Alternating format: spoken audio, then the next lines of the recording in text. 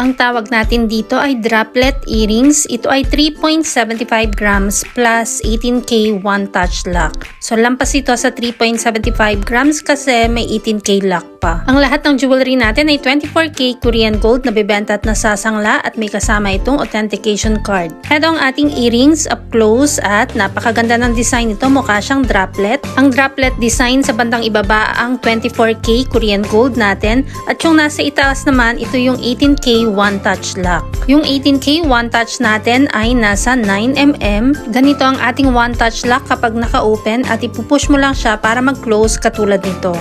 Ang mga jewelry natin ay pwede sa cash, 2 gives, or ilang months layaway, depende kung saan ka komportable. Ang rate ng gold ay nagbabago everyday kaya hindi natin nilalagay ang price sa video. Kung gustong malaman ng updated price, mag-inbox kay Michelle Yu at follow na rin ang ating TikTok account para updated ka.